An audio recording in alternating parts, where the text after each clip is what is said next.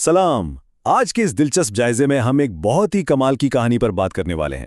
یہ ہے حسن شہزاد اور جادوئی پینسل کی کہانی جو محنت کی اہمیت سمجھاتی ہے۔ بالکل، یہ کوئی عام سی کہانی نہیں ہے، بلکہ اس میں ہم سب کے لیے ایک زبردست سبق چھپا ہے۔ تو چلیے سیدھا اس کہانی میں چلتے ہیں اور دیکھتے ہیں کہ کیسے ایک چھوٹی سی چیز زندگی کو دیکھنے کا پورا زاویہ ہی بدل کر رکھ دیتی ہے۔ لیکن کہانی شروع کرنے سے پہلے ذرا سوچیں، کیا واقعی کوئی ایسی جادوئی چیز ہو سکتی ہے جو بغیر ایک بھی قطرہ پسینہ بہائے ہمیں کامیابی دلا دے؟ مطلب ہم سبھی کبھی نہ کبھی وہ آسان راستہ یا شارٹ کٹ ڈھونڈتے ہیں، ہے نا؟ انسان کی تو یہ فطرت ہی ہے۔ تو آج ہم اسی سوال کا کھوج لگائیں گے اور دیکھیں گے کہ ان شارٹ کٹس کا اصل انجام ہوتا کیا ہے۔ تو پہلا حصہ، حسن شہزاد اور اس کی سستی۔ اچھا، تو ملیے ہمارے مرکزی کردار حسن شہزاد سے۔ یہ سوریہ نگر نامی شہر کا رہنے والا تھا۔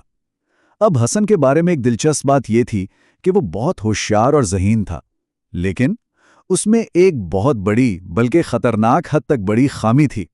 اسے محنت کرنے سے سخت چڑ تھی۔ مطلب ہوم ورک کرنا ہو، کمرہ صاف کرنا ہو یا صبح اسکول جانا ہو، اس کی پوری کوشش ہوتی تھی کہ بس کسی طرح جان چھوٹ جائے۔ ایک طرف اس کی کمال کی قدرتی ذہانت اور دوسری طرف شدید سستی۔ یہی وہ ٹکراؤ ہے جہاں سے ہماری کہانی اصل موڑ لیتی ہے۔ اب آتے ہیں دوسرے حصے کی طرف، جادوئی پینسل کا راز۔ تو ہوا کچھ یوں کہ ایک دن حسن معمول کے مطابق اسکول سے گھر واپس آ رہا تھا۔ راستے میں اسے ایک بڑی سی پرانی سی دکان نظر آئی۔ اب تجسس تو ہوتا ہی ہے نا، وہ اندر چلا گیا۔ وہاں اس کی ملاقات ایک بوڑھے دکاندار سے ہوئی جنہیں سب پیار سے دادا جی کہتے تھے۔ دکان میں ادھر ادھر دیکھتے ہوئے حسن کی نظر ایک انتہائی خوبصورت پینسل پر پڑی اور اس نے فوراً اسے خرید لیا۔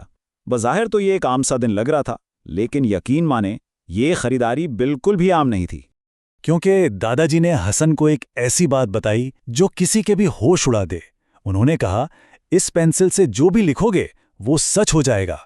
اب ذرا ایک لمحے کے لیے رک کر سوچیں، ایک ایسا لڑکا جو کام سے بھاگتا ہو، اس کے لیے تو یہ کسی بہت بڑے خزانے کے مل جانے سے کم نہیں تھا نا؟ دراصل دکاندار کا یہ وعدہ ایک بہت ہی دل فریب جال تھا، اور ہمارا سست کردار اس میں خوشی خوشی چھلانگ لگانے کو تیار تھا۔ تیسرا حصہ، بغیر محنت کے کامیابی۔ اب دیکھتے ہیں کہ اس پینسل نے حسن کی زندگی کو کیسے بدلا۔ پینسل ملنے سے پہلے کی حالت تو ہم جانتے ہیں، ہر وقت بہانے اور کام سے چوری۔ لیکن پینسل ملنے کے بعد کہانی ہی پلٹ گئی۔ اس نے خود محنت کرنا بالکل ہی چھوڑ دیا، صفر۔ ہر چھوٹے بڑے کام کے لیے وہ اس جادوئی پینسل پر انحصار کرنے لگا۔ اسے لگنے لگا کہ بس اب زندگی سیٹ ہے، کبھی کوئی کام خود نہیں کرنا پڑے گا۔ ظاہر ہے یہ ایک بہت ہی خطرناک تبدیلی تھی جو اس کی صلاحیتوں کو اندر ہی اندر زنگ لگا رہی تھی۔ ایک دن حسن نے پینسل سے کہا، جادوئی پینسل، میرا سارا ہوم ورک کر دو، اور کمال ہو گیا، کام واقعی مکمل ہو گیا۔ وہ تو یہ دیکھ کر خوشی سے اچھل پڑا، اس کا جادو واقعی کام کر رہا تھا۔ ذرا سوچیں، روزمرہ کی وہ بورنگ اور تھکا دینے والی محنت غائب، بغیر انگلی ہلائے سب کچھ پلیٹ میں رکھ کر مل رہا تھا۔ یہ تو بالکل ایک خواب کے سچ ہونے جیسا تھا۔ لیکن یہیں سے تنزلی کا سفر شروع ہوتا ہے۔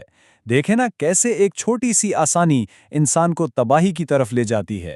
پہلے تو اس نے پینسل صرف ہوم ورک کے لیے استعمال کی۔ جب ہوم ورک بہترین ہوا تو کلاس میں ٹیچر نے خوب تعریفوں کے پل باندھ دیے کہ واہ حسن، تم تو پڑھائی میں بہت اچھے ہو گئے ہو۔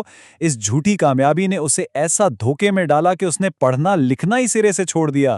وہ مکمل طور پر اس پینسل کا محتاج ہو گیا۔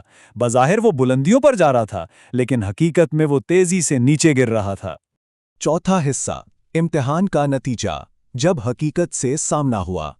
فائنل امتحان کا دن آ گیا۔ حسن شہزاد کی خود اعتمادی تو بس آسمان سے باتیں کر رہی تھی۔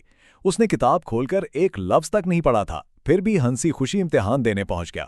اس کا کیا خیال تھا؟ یہی کہ جادوئی پینسل اسے چٹکی بجاتے ہی پاس کرا دے گی۔ اس کا یہ کہنا کہ آج تو میں پوری کلاس میں اول آؤں گا صاف بتاتا ہے کہ وہ حقیقت کی دنیا سے کتنا کٹ چکا تھا۔ جب ہم محنت کو چھوڑ کر صرف شارٹ کٹس کے سہارے جینے لگیں تو سوچ بالکل ایسے ہی کام کرتی ہے۔ اور پھر جب نتیجہ آیا تو کیا نکلا؟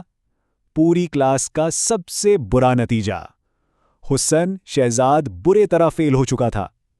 یہ اس کے لیے ایسا جھٹکا تھا جیسے کسی نے نیند سے کھینچ کر جگا دیا ہو۔ اس کی والدہ شدید غصے میں تھیں، کیونکہ اس سے پہلے اتنا برا نتیجہ کبھی نہیں آیا تھا۔ کلاس والے بھی حیران تھے۔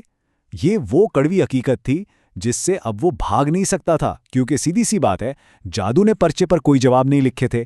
5वां और आखिरी हिस्सा, हकीकी कामयाबी का राज। इस शर्मनाक नाकामी के बाद हसन शहजाद गुस्से में पागल हो गया। वो सीधा भागा हुआ दादाजी की दुकान पर गया।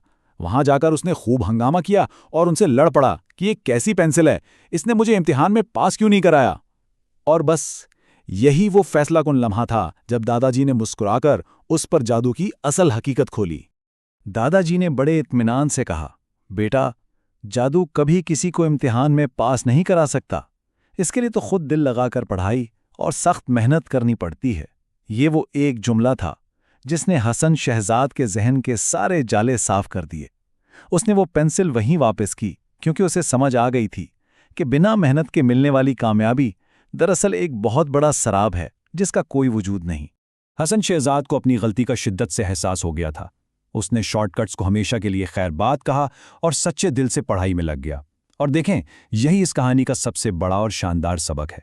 शॉर्टकट्स, चाहे वो कितने ही चमकदार और पुरकशिश क्यों ना लगें, उनका फायदा सिर्फ चंद दिन का होता है। अगर कोई ठोस और सच्ची कामयाबी चाहिए ना, तो उसका एक ही रास्ता है, और वो है सख्त मेहनत और मुसलसल सीखने का अमल। जी हाँ, मेहनत का वाकई कोई नामुल बदल नहीं होता। तो इस जायजे को खत्म करने से पहले जरा इस अहम सवाल पर जरूर गौर कीजिए, क्या हम भी अपनी रोजमर्रा जिंदगियों में किसी ऐसी ही जादुई पेंसिल या शॉर्टकट की तलाश में रहते हैं ताकि मेहनत से बच सकें?